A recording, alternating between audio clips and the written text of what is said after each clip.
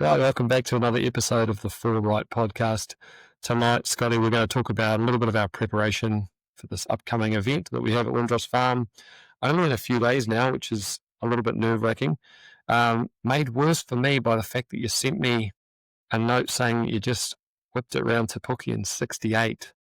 And I went out and played a few holes tonight and not on track for a 68. Talk to me a little bit about that round.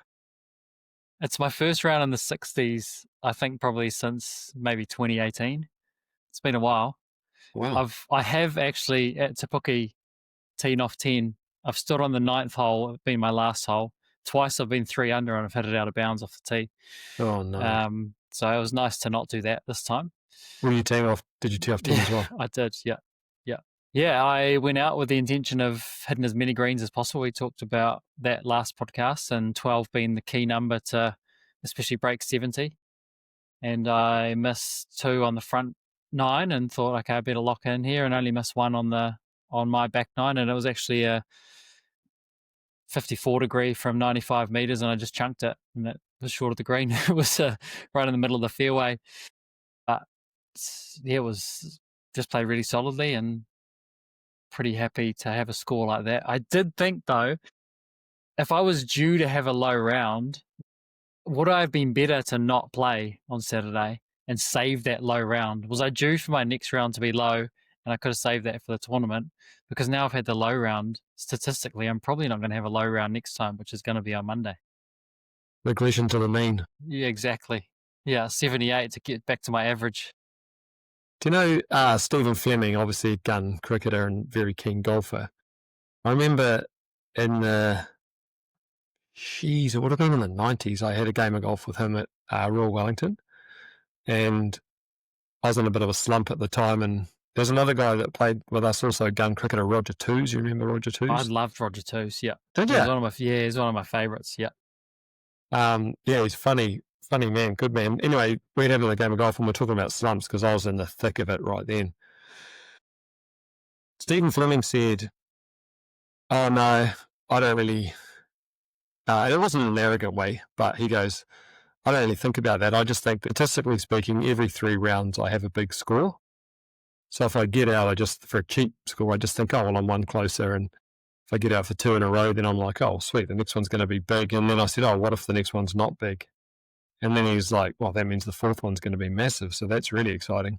And I thought, man, that's a cool attitude. And then, of course, my negative brain went, what if you have 3 big ones in a row? Then do you think, oh, shit, I'm due for 9 shitters? And he's like, no, just the numbers reset. They always go back to 1. And I just thought, what a cool way to look at it. It's almost like that story of Jack Nicklaus famous one where he says he never 3-putted the last hole when he needed to win, or never missed a short putt to win. And someone in the crowd said, what about it, whatever tournament? And he just said, no, it never happened. Like there's a bit of that, is that helpful? Whereas people always say, I want confidence. You just shot 68, so you should have confidence, but now you're going, oh, no, see now. I've just shot my best round in 7 years, and I'm like, shit. Why now? Yeah.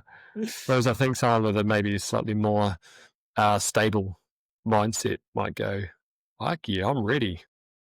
I was actually pretty excited, Jay, and it is nice to go into that. I'd rather go in shooting a 68 than an 88, that's for sure. Yes. If I had to choose, so that's nice. Probably believed that I could shoot that. So on Saturday, it surprised me how easy it was. My objective was to hit greens, and I've kind of been inching towards this, but for the first time, I almost played the round or the hole backwards in my mind. I had my GPS app out, and actually it was the first round I played with a rangefinder for 7 months, so that may have had something to do with it as well, slightly helpful. But I used my GPS app, and I kind of worked backwards, and I was like, I'm pretty comfortable with an 8, 9, 7 iron in my hands. I can hit the green from 150. Oh, shit, I can get it to 150 off the tee easy. That's like a 4 iron or a 5 iron. I don't have to hit driver here. And there was a few options where I did that. And it was also 21, 22 degrees, I imagine. It was warm. So the ball was flying miles. Yeah, it was beautiful. And it was sort of the first summer's day we've had. So that felt like the ball was flying 5-10% further as well, which made it easier. I want to come back to what you said around it being easy, but you triggered something with me for me where you said not necessarily hitting driver off the tee. And the common narrative that we hear, certainly nowadays, and the modern driver is so good, right? Like compared to 30 years ago, um, big head, stable, high MOI. So driving is probably easier than it used to be. But the narrative, probably for the last 15, 20 years, has been just, like the longer hitters, the bombers have the biggest advantage and hit it as far as you can and all this sort of stuff. And that's cool and that's fun. But I was actually doing some data for our National Academy this week. And in 2023, Kazuma Kaburi had his last year as an amateur. It was a hell of a year. He won the Australian Amateur. He won the qualifying school for the Australian PGA. He won the Western Amateur, which is the second biggest event in the US behind the US Amateur. And he won the individual honours at the Eisenhower Trophy. So one of the best years, I reckon, any amateur would have had in the world that particular year. And he put in 90-odd rounds on Upgame, our stats program. So I often use that as a benchmark for our National Academy players because I think it's better for them to reference someone that they know who exists rather than Scotty Scheffler or PGA Tour average, which is all what most of the data is. I was like, look, here's Kazuma. You guys know him. You've played with him. You can see what he does. And so I put all their data out. And there was this one really interesting stat. It had fairways and regulation, accuracy, which no one ever measures anymore. And I reckon we're missing a beat a bit with that. So he hit 73% fairways that year. And he's running second on the DP World Tour this year at about the same number. And the only person that's ahead of him is Molinari, who's played half the events that he has. But anyway, it's by the by. 73% is world class. And I had a look through our academy, and they hit between sort of 50% and 62%. 62 is not too bad, 50 is probably a bit low. And New Zealand courses are maybe a bit tighter, if you like, but I don't think so. But what was really interesting, which I said to the lads, is they have this other stat, which is called driver usage. Mm-hmm. Our worst two players in driving accuracy had 94% driver usage. And the next two players, who were the better two out of the four that I did, this is only in the men, had 90% driver usage. Then I had a look at Kazuma's. So he was 73% fairway accuracy, and he had 79% driver usage. Wow. So he's one of the best drivers on the planet still, to this day, was then, but 80% basically. So, one in every, 5 holes, he's hitting not a driver, and he's one of the straightest drivers that there is. But the common rhetoric now is, just tee up driver and hit it as far as you can. But in actual fact, I think there's an opportunity to look back or look differently at this. But to your point there, and just think, that's why I want to come back to, you noticed that it was easy, like it felt easy. Do you reckon that had a lot to do with the fact that you were in play a bit?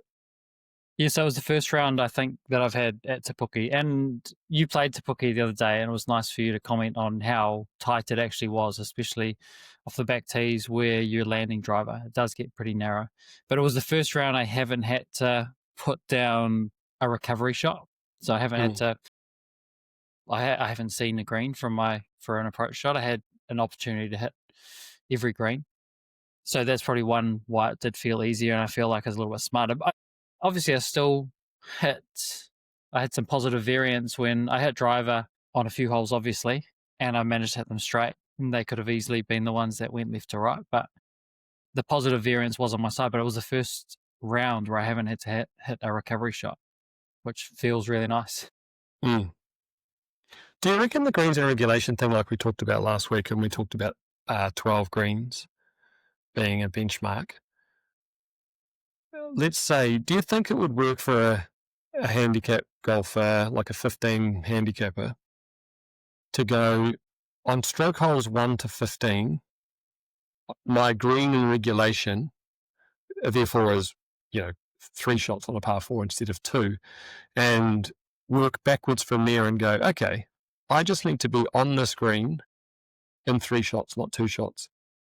Do you think it would have the same affect? I know that probably scratch handicappers do have slightly better short games and putting data as well. So there's that effect. But I wonder for anyone out there, and there's the element of, do you want to play golf like that? Like, what is golf to you? Is it a stand up there and smack driver, or is it a shoot the lower school, or is it a bit of both? It But do you takes some reckon that would serious work? discipline. I definitely do think it would work. And you've played with plenty of club golfers, and you stripe a drive down there, and the other guy hits it, and he's like, "I'm there for 0." It's like, yeah, cool. Like, play it like that. You get a free tee shot. If you get a shot on this hole, you get a free shot. If you advance at 100 meters on a 400-meter par 4, it's now a 300-meter par 4 effectively. And if I said you can all the holes with 300-meter par 4s, you'd probably back yourself to get on the green in 2. Yeah, I think that'd be a great way to at least approach the game that way. And even thinking about it slightly differently was, if you're in the trees, the PGA Tour average from 150 yards or something is 3.98 strokes from the trees to finish the hole. So effectively, if you hit it in the trees, chip out, hit the green, take your 2-putt, you're losing 0.02 strokes to a PGA Tour player. The amount of times I've been playing with people and said, can you just chip out here? Don't go for the hero shot. And then now they've got 70 or 80 meters. They hit a wedge to 10 feet and hole it and end up making their par. And they're like, oh, that was easy. I didn't take any risks. So it's kind of like the same sort of the theory there. Use this first shot as effectively a chip out off the tee where you get to advance it kind of however you like and play a par 4 from there. The other way, I've suggested to a couple of mates who, play with handicap and say, take it as a free hit. Like, smash your driver, and if it works, cool. Well, then you're here the game. But if it doesn't, your goal is, how do I get my second shot to within 80 meters of the green? So if that means just chip out sideways rather than, as you say, take that hero shot. So the first tee shot can be just a free swing, and I think that would alleviate some pressure as well, right? Yeah, I'm all for that. Because I think about the 17th hole at Tauranga, and again, we talk about Tauranga a bit, but it's a par 5 for club members. But if you play a tournament there, like the Caris, it's a par 4. And so you stay on that tee on any given club day and you're like, oh, sweet, easy birdie here, should make birdie. And then you stand on there, if it was a par 5, you think, oh, yeah, I'll make 4. And then when it's a par 4, you stand on the tee and think, shit, it's a tough par 4, I'll probably make bogey here. So even like I think about that with par 3s and go, you think, oh, it's a hard hole, par 3. But then if you go, what if in your head you told yourself it was a short par 4, a drivable par 4? Yeah. You probably play the hole better or lay up and play it like a par 4. Sorry, what did I trigger in you? I'll just continue on that, though. When they have massive par 3s at US Opens, a 250-yard par 3, tough par 3. But if you've made that a par 4, they'll be like, I'll make 3 every time here. It's the easiest par 4 in the world. Yeah, it's a par 3, and they're like, oh, I'll probably make 4. Yeah, it's funny how that works. So you and I, obviously coaches, and we deal with a lot of players who have a handicap, and they come and they talk about the stroke holes and not playing these stroke holes very well and things. So understanding that, the first thing, the stroke holes are designed for match play. So they don't represent the actual difficulty of each hole. Pretty much think about stroke holes as, how easy is this hole to stuff up as an 18 handicapper? So par 3 is not that easy to stuff up. If you hit one good shot, you've got a good chance at making par. On a par 5, you really have to hit 3 pretty solid, sometimes 4 good shots to have an opportunity to make par. So quite often, they'll be the low stroke holes, and then the par 3s, even though it's a 180-meter par 3, will be stroke 17 or stroke 18. But I had me thinking on Saturday, at Te Puke, they have, as one of the things you can tick to enter, they have a pros challenge. And what the pros challenge is if you get 2 points or more on every hole, you win the jackpot. So it doesn't go very often. You have to get 2 points or more on every hole. And we played the white tees, and I was off a +1, +2. And I get to the par 3s and I get 3 for 1. So, I can play really well. And the reason this got me thinking is, it would be great if you could turn up and you can go, I'm going to select to have my strokes on these holes. So if you're a 10 handicap, you can go through and select what 10 holes you want to take a stroke on. I think that'd be an awesome addition to stroke play events, because as we know, the stroke holes are designed for match play and they're not representative. We could turn them into, hey, this stroke average is 5.5 and it's the hardest hole on the course, so it should be stroke one, but it's not done that way. So imagine if you could turn up and you could play a match and you hand your card to the other person, you're like, oh, you're taking them on the first 10, or you're taking bang, bang, bang. And now it's actually, there's a bit of strategy involved. What do you think of that idea? I had a couple of questions. It's for match play again, though, you're talking about, eh? No, this is for stroke play. If I shoot 80 in stroke play off a 12 handicap, I have net 68. It doesn't really matter where those stroke holes came from. So then it's only a thing for your mind. Yeah. Because it doesn't really matter if you get three, like to your point, for that pros haggle, it would matter. Yeah. Because you wouldn't want to Yeah. be getting 3 for But 1. people go, oh, I could have had a 2-pointer. And I explained to them, can you just put your scores in a random order? If you had 4-3-3, 4-3, put them in a random order. It doesn't matter what order. You'll have the same amount of stable points. Yeah. But it did get me thinking that imagine if you could select the stroke holes for that. Yeah, it would have to be because you have matches. So you have matches within your stroke play Yeah. round against the other people. That's kind of what I'm thinking it's for, not for a match play event. Yeah. Yeah. I think that'd be cool. Would there be an advantage to going first? Or, sorry, going second and going, oh, Scott said this, therefore I'm going to counterpunch him. Scott's using all his on the last 9. I'm going to use mine on the first 10 and be 10 up and he's cooked. Well, I think you put it in when you print your card out. So you go, I'm going to select these holes. So you can't select it when you get to the tee. Yeah. You select it at the start of the round. Because so for this pros challenge, I would go, okay, well, I'm on +1. Well, I've got to pick one of the par 5s. And now I go, now there's a little bit of strategy. Which one do I have the best chance at birdieing today to get my 4 for 2? Because I don't want to have to birdie 2 of the par 3s to get my 2 points. Yeah.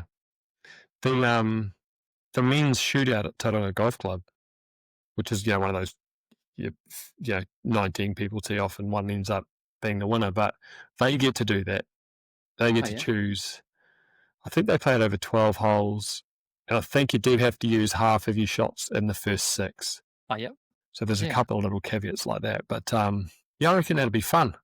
That's great, yeah. You and I could try that next time. We don't play with any shots. That's a bit yeah. But if we play with a group, if we play with Logan and Lawton, we'll suggest that. See where they want to take them. Have you played a shootout before? Yes, once at Tyree Golf Club in Dunedin. Yeah, how did that come about? Usually they're a year-long thing. You didn't play down there for a year? No. They used to have this Tyree Classic, which was a big amateur event. Really cool golf course, actually. In fact, it hosted the New Zealand under-19s.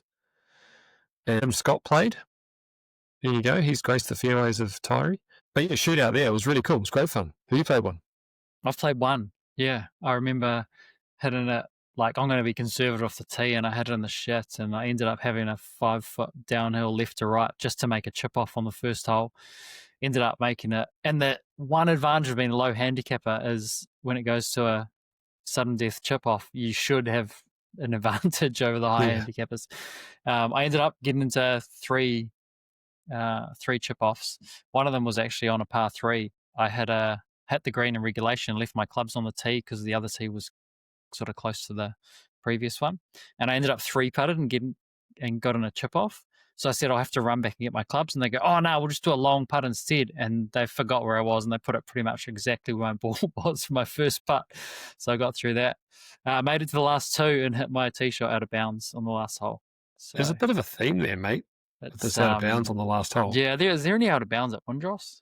I hope not. Yeah, it looks like it. Have you not had a look on? I would recommend anyone, if you get the opportunity to play a shooter, it is so much fun. There's this different kind of pressure, and you're watching, like, if I see you hit down the field, I'm like, okay, I don't have to think about Jay anymore. He's in there. I'm looking, who's in the trees? Who am I looking out for? Who am I competing with on this hole? Who's got a shot? It's so much fun. Yeah. On my new golf club 20 years ago, they used to have Friday night skins. Oh, yeah. And so they'd just get 20 guys going down the first fairway on a Friday night. It was back in the days when probably golf wasn't as busy or popular as it is now, but it was a great time. I had a question for you. Have you done any work strategically leading up to this event? Have you looked on Google Earth or used any apps to have a look at the golf course? I went on Google Earth before we did our last podcast, kind of hoping that we would go over that, but we didn't. And you said you wouldn't really use it typically, so I haven't really gone on since. I'm hoping you've printed off a yardage book like I asked you to, but I am going to go through the course over the next couple of days and sort of get an idea in my mind. It does look like a pretty treeless course, so I'm not too worried about the sight lines and things. So I think Google Earth could be useful, just understanding where some runouts are. I had a 4-iron the other day where it's a little bit of a dog leg, and I lasered the tree and thought, okay, I want to be short of that tree no matter what I hit. And it was 235 to that tree, and I hit 4-iron and it went straight towards the tree, and thankfully just rolled past the tree. And I was like, oh, okay, that's not ideal. I can't be doing that. Like if there's a bunker at 220, I have to make sure that whatever I hit is not going to go that far. 235 is a big 4-iron. Yeah, I hit it pretty hard and obviously hit it pretty well, but I also thought that it would have no chance. Like it might fly 200, but it wasn't going to roll up. There's also 6 or 7 meters of rough before that tree as it sort of went around the dog leg. So I thought, worst case, it's going to just trickle into the rough, but yeah, it came out pretty hot. And for our American viewers, Scott, that's meters, not yards. Yeah. It was also 22 degrees for the first time, it feels like, since I've played golf in 6 months. It's been cold recently. Yeah, the reason I said around that I wouldn't really use Google Earth is it's one of those things of standing on a tee at 6 foot tall, looking out. You see a different picture than you do from a bird's eye view.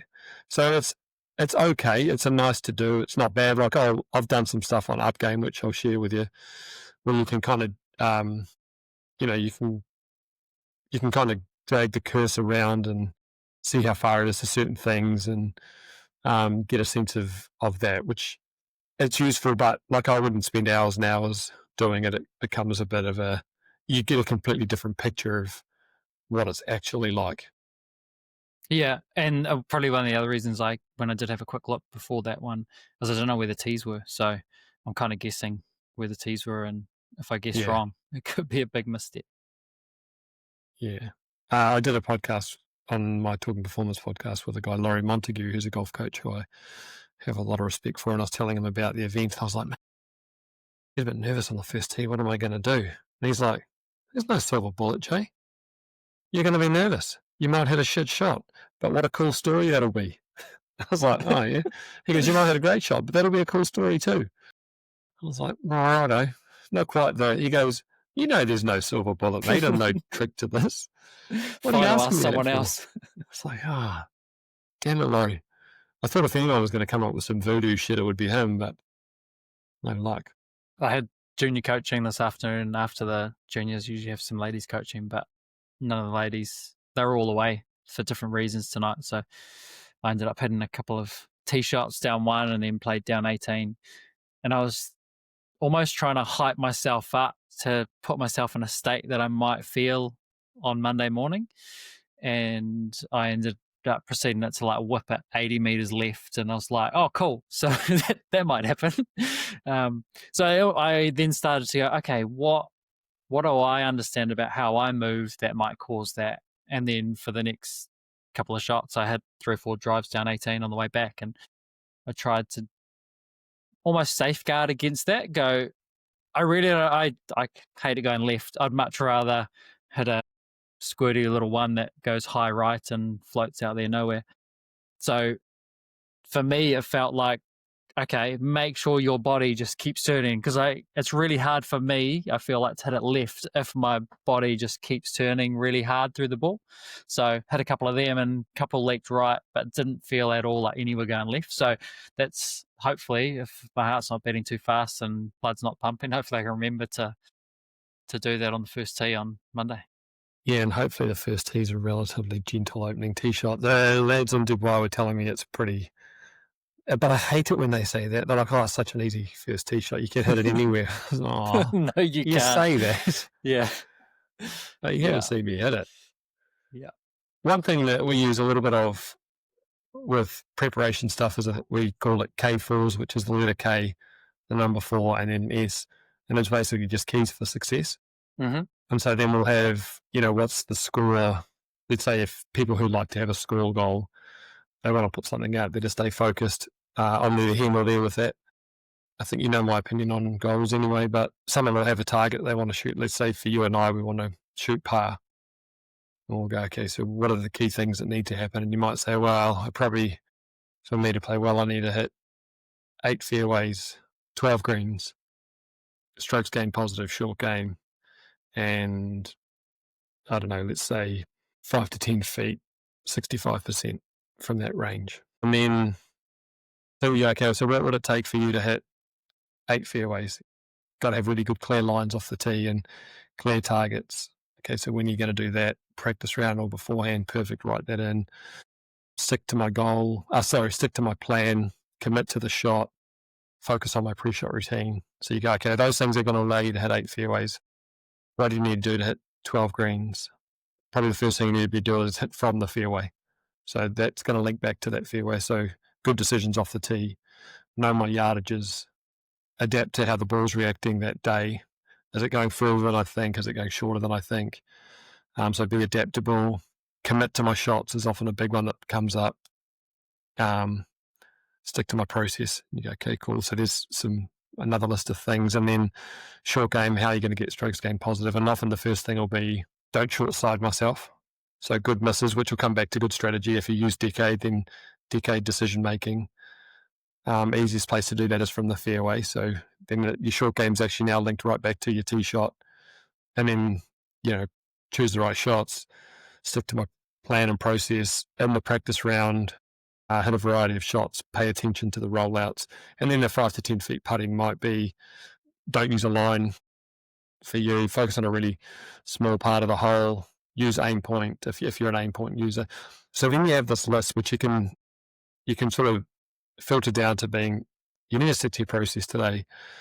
Best way to do that is to be well planned, well prepared. And then you've got this kind of objective list that then we'll review at the end of the day and go, okay, how'd you go with committing to that tee shot? And one of the ones for me, I'm not a massive fan of swing thoughts or swing feels being in there. But one piece of reflection I'll often use is almost every time I hit a bad shot, I have a really tight jaw. So I can really feel my tension in the jaw, like I'm clenching my teeth, like I'm about to punch someone.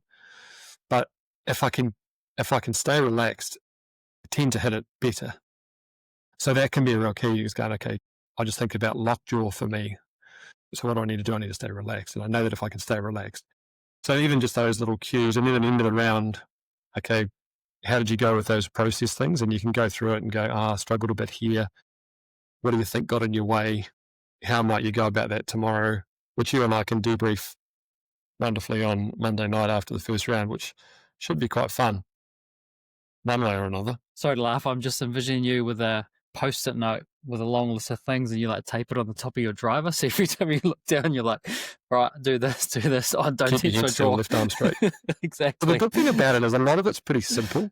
Yeah. And it's just about, it just reminds you that I know what I'm doing here. Just go, be really diligent and strong with your process. Like pick a clear target, do your pre-shot routine, commit to the shot. Do those 3 things. It's a stupid thing to say before you're about to play in a tournament, because now you're just going to go, Jay, you just shot 83, 86. What are you doing? Do you know, I think that's one of the big advantages of having a caddy.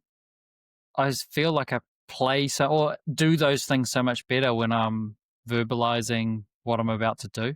And even if it's playing with you and you might ask a question, or even for me, I'm comfortable saying that stuff to you. So I'm here, see that tree in the background, I'm aiming there because of this, I'm hitting this shot, feel a bit of wind here.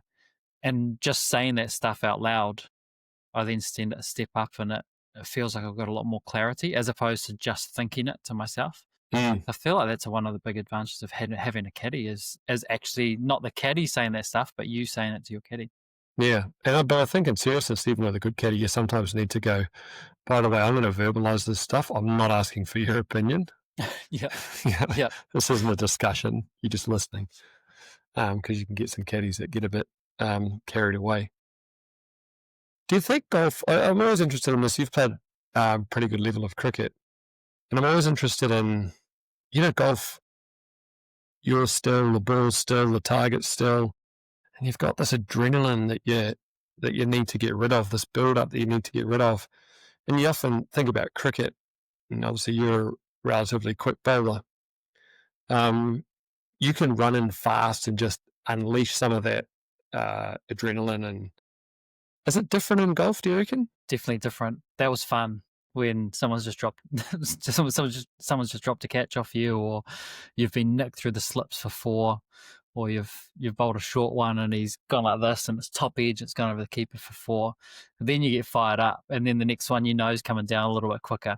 That's cool. Feeding off that, you can feel the energy near the end of the game, and you're like, all right, I'm pumped up. I'm ready to go here. I don't think I've experienced that enough in golf to know what I've done, but I definitely know that I've hit some shots that have gone way too far. And golf's about controlling your distance, not necessarily about distance, unless you're in the long drive category. So, what do I do about it? I'm not too sure.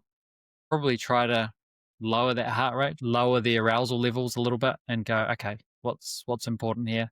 And maybe if it's a par three or something like that, I might go down a club and go, I understand what I'm feeling right now, and I know it's going to go a little further. It's going to come out a bit hotter, so I'm going to adjust accordingly. But I will use that if I have driver in the hand. I'll probably just have a crack and let my body do its thing. Interesting you say that around being aware. Often, uh, from a psychological point of view, I think knowing where your triggers are under pressure can be helpful. So what do you tend to do? I tend to go quiet, believe it or not. You're probably not seeing me under pressure. I tend to go quiet, quite internal, overthink. So even just being aware of that can be like, righto, nice reminder here, or I can go completely the other way, you know, massive extrovert, and that's to try and forget or pretend it's not happening sort of stuff. But I think sometimes those emotional regulations can be useful to be aware of them and go, okay, I need to resettle here. And I think, I don't know if I've said it on our podcast before, but John Quinn, what he says around hear five things, feel five things, and see five things. So if I haven't said it before, if I have, I apologize, but I think it's a good thing to listen to anyway. But he'll say, hear five things, like listen to the wind, the birds, the train, your playing part, the trains nearby, the playing partners, road noise, greenkeepers. See five things, the clouds, the trees, the birds. Feel five things, like your heart rate, the glove in your hand, the club in your hand, the ground under your feet. That's a really lovely way to just recenter. And I remember when we interviewed Kazuma for this pod a couple of years back, maybe, and he said, I don't know if you remember this, but he hit that bunker shot to one of those events to win, and he had about a 10-foot putt to win. And I said, what were you thinking? And he basically just said, I just did my hear five, see five, feel Yeah, I do five. remember that because he worked with Quinny, obviously, and it was that first year on the Australasian tour when he won those WebEx series events. And I Yeah, remember saying that, yeah, when he dropped into that space and said it really helped. it is. But I think you need to practice that stuff as well. I don't think you can just go, like, it needs to be forefront of your mind to go, oh, that's right. This is something that I do every whole, whether you're under pressure or not. I think I'd probably do the opposite. I'm a little bit on the quieter side, but I think when I get nervous, I get really chatty. And I only say that because I think a couple of people have mentioned that I did a high climb on top of a building somewhere. I can't even remember where it was, but someone said to me, they're like, man, you just didn't stop chatting. That wasn't like you at all. And I think it was my way of lightening the mood, trying to tell some jokes. I probably thought I was trying to lighten it for everyone else, but maybe that was my safety blanket and lightening it for myself. Mm. And I've heard that a couple of times in some, probably from the outside, what might be considered fearful situations, like up at heights or something like that. So yeah, I probably do the opposite. So if I'm real chatty, I'm probably a bit nervous. I'll say it to players when I take them away, especially those who haven't been with me before. I'll say, generally speaking, I don't interact much while they're playing anyway, because I think it's just more noise that they don't need. But I will say, if you're playing poorly, this is when they're in a comfortable place. If you're playing poorly, how do you want me to interact with you? Do you want me to say, come on, mate, hang in there and everything will be okay? And, what would you like? And pretty much everyone just says, leave me alone, give me a thumbs up, but leave me alone, which is hard to do as a support person. So for any parents out there, I think it's not a bad conversation to have, because sometimes I've been in teams with managers that go, you're having a shitter, and they'll be going, hang in there, mate. And as beautiful as that is as a sentiment, it's the last thing you want to hear when you're having a shitter. So if I'm having a shitter on Monday, and because we're playing together, which is cool, in the same group, you don't need to say anything. So don't feel like, oh shit, poor Jay's having a shocker, I want to help him out. How would you want to be that interaction to go? Good question. I think when other people have been having shitters, I tend to remind myself how fortunate and grateful we are to be able to play golf out on a sunny day, green grass, nature. Like, what an opportunity this is. But I probably don't consider it having too much of a shitter anyway if I'm playing too poorly. But when I see other people doing that, I kind of remind myself. I don't know if that'll be helpful to try to remind me of that. But So if I come put my arm around you and say, look at the green grass, man, it's all about yeah, you might might get a punch me. punch in. Yeah, exactly. No, I think that's probably the best way to go about it, is just a reminder. Like, why are you getting upset? Like, are you too privileged to go through some tough? This isn't even tough. Like, you're still playing golf. Yeah, we're paying an entry fee, value for money. Oh man, if we were mic'd up and you have a shitter, I'd be a brave man, I think, to go in and say that. I actually think I've handled my emotions a lot better and been a lot more balanced the last couple of years. I got to sort of the end of the tether when I stopped playing in 2018 and sort of didn't play for about 4 years. And the last round that I played, I literally sulked, and a guy caddy for me, and I've never stopped apologising to him. I didn't want a caddy, and I shot even par the first round at the Caris, and I proceeded to hit my first tee ball into the hazard. It was just never. I hit a club that was right in between, and I kind of just sulked, and I hit one OB, and I just walked to my bag, and I just dropped it, and I reckon there was about 8 seconds between the two strikes of the golf balls. And yeah, I kind of stopped playing, but I told myself if I was going to play again, I was never going to be like that. And I've shot in the 80s again since, and but I haven't dropped back into that space. I've always sort of reminded myself, hey, look, you're going to hit some poor shots. That's okay. Oh, well, come back tomorrow, try again, have a break. But I haven't got to that point again. So hopefully that continues and the pressure of a tournament doesn't make me implode. It reminds me a little bit of what I was saying before around what Laurie Montague said, like, hey, there's going to be a story. You're going to have a story to tell one way or another. And so that, for you there, that's a story, and it's shaped, you moving forward. One thing that I think this has done, I've really enjoyed this process of, like, even though as I said, I played a few holes tonight with Bryce, and we teed off 11, and on the first hole, I lasered to the flag, and I was like, oh, I've done my yardages on TrackMan. I'll go and see, because normally, I'm pretty loose with that stuff. I'll normally go, what are you hitting? And then I'll just go if you're hitting 9, I'll hit 8. But I went to my TrackMan and got it out. I went, oh, yeah, this should be about this club. And I hit it just a fraction skinny.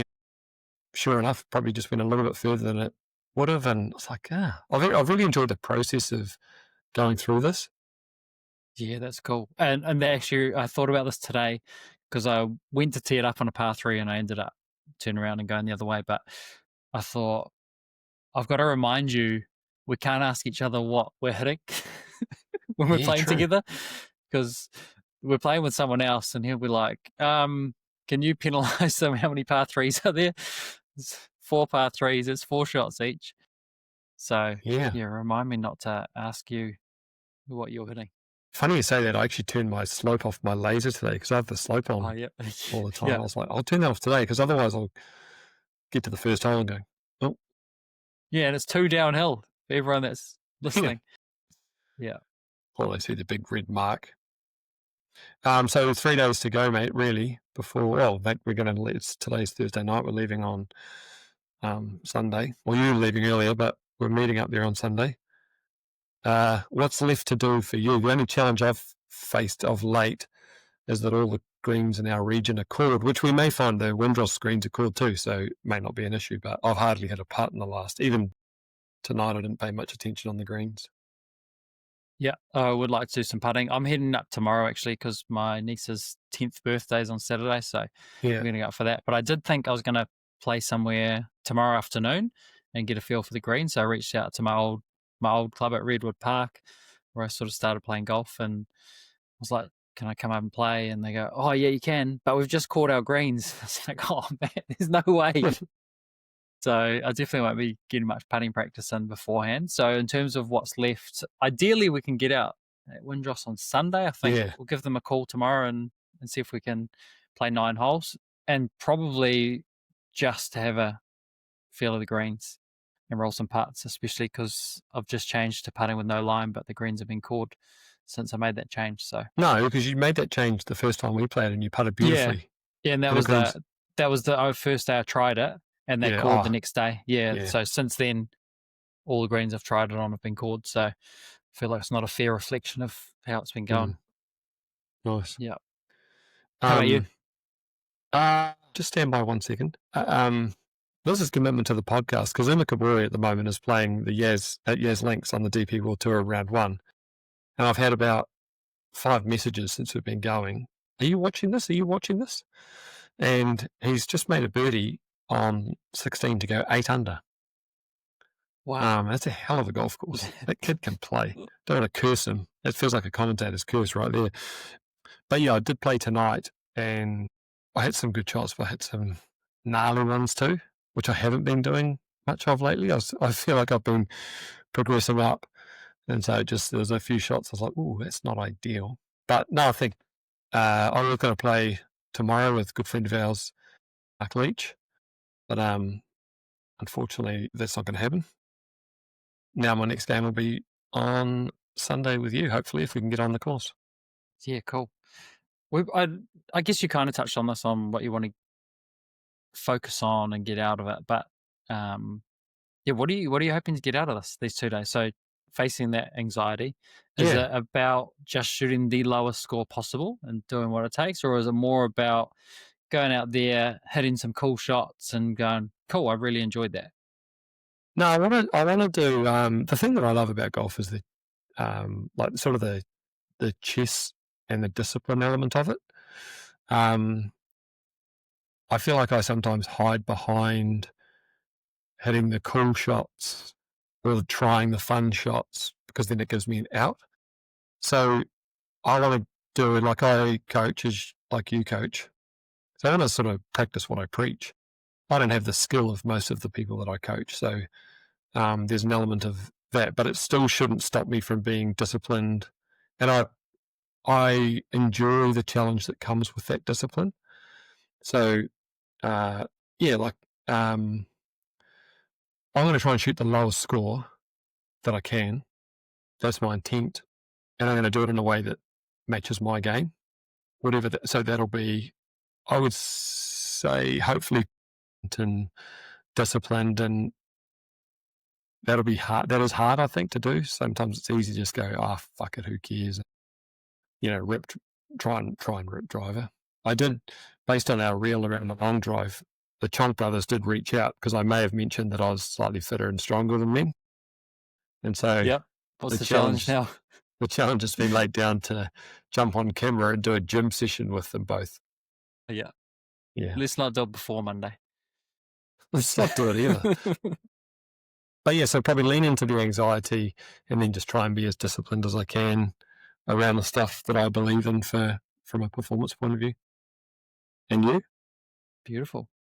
Yeah, to shoot the lowest score possible, I feel like that's how I've been playing the last few months is trying to play it like a game of chess and really apply some strategy and some things that I've been exploring and learning and how it fits my game. So it was cool to see that come off with an outcome on Saturday. So yeah, I'd love to shoot a score on the 60s. I've only shot on the 60s once in a tournament before, so I'd love to do that. So it is nice to go in with a score like that. Yeah, sort of last one before the hit out, but yeah, let's shoot the lowest score possible. Nice. And like you said a couple of podcasts ago, we've talked about this for a while. And it's been genuinely cool. So hopefully we're going to keep doing it. So we'll have to find another couple next year. We don't have to bang on and bore the shit out of our hundreds of thousands of listeners that are in our process, but it would be worth doing.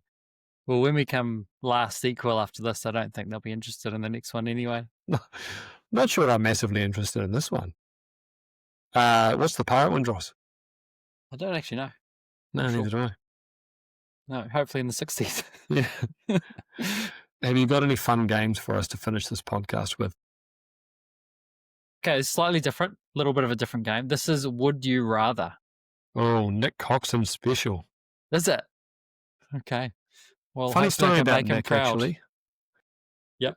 And we used to play the tournament Masters of the Amateur in Australia, and Nick would be in the team, and he'd wake up in the morning. We'd stay in an apartment that had enough rooms, and he'd wake up in the morning. He wouldn't say good morning, hi Jay, how are you?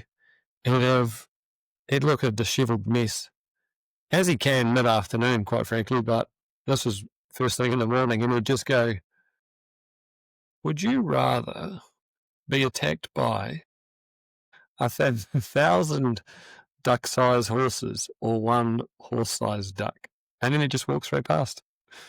I miss my mornings with Nick, but yes, as you were. I love it. These are golf themed, but I have heard one of his once, and it was, would you rather have pineapples for hands or only be able to eat pineapple for the rest of your life? Ah, hell of a question.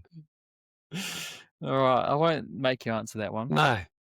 Okay, would you rather have a hole in one on a par 4 but nobody's around, or a hole in one on a par 3 with plenty of people watching? Oh, that's a good question, because I tend to make shit up.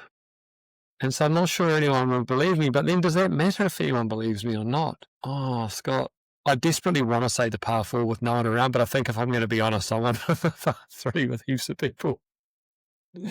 Shit, I'm a bad human. Would you rather be stuck behind the slowest 4-ball in the world or be in the slowest 4-ball in the world holding people up? I'd rather be stuck behind them. Okay, that's an easy one for me because I just don't mind that. Would you rather play with someone who never stops talking or play with someone who never talks? Probably rather play with someone who never talks. Well, that's interesting. It is interesting. Because you're a talker. Yeah, I thought you'd go for the other one. No, because if I'm a talker, I don't want you fucking talking because I'm talking. Shut up and listen. Yeah. But on Monday, don't try that. You just need to talk. And ignore me, I'll freak out. I'm going to come in like Rory at the final round of the Masters playing with Bryson and just put my blinkers on and go. I wonder what would happen. How would it go if I just made it really awkward on Monday? I reckon that might get to your head. I don't know. There's probably enough demons in my head, mate, that wouldn't have room.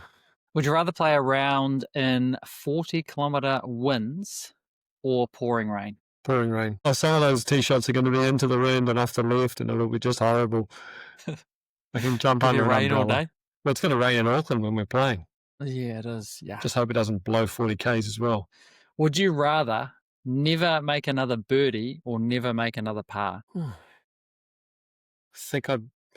think I'd rather never make another birdie. Just the emotional roller coaster of making a par would freak me out. Because I know I'm not going to make 18 birdies. I'm probably going to make 3, so that's 15 others. I've got 2 more. Would you rather have to yell 4 at the top of your lungs every shot, even if it's perfect, or never speak on the golf course again? Never speak on the golf course again. And then the last one, would you rather play a full round of golf with blisters on both feet or no grips on any of your golf clubs? Blisters on both feet. Really? Well, you can manage that. You can't manage grips on your golf clubs. I reckon you do all right. How thin would they feel? All right, we got your answer. Thanks for playing. Well, I promise that next week, which might be a sooner rather than later, because we'll hopefully do one on Monday or Sunday when we're together. I'll have some good. I might try some. I just keep copying you, but I might try some would you rather's too. Although you've probably just chat GPT the best ones. All right, looking forward to it. You can get Nick Coxon. I'm sure he's got better than ChatGPT. All right, brother. Nice. Thank you. See See you, ya. mate.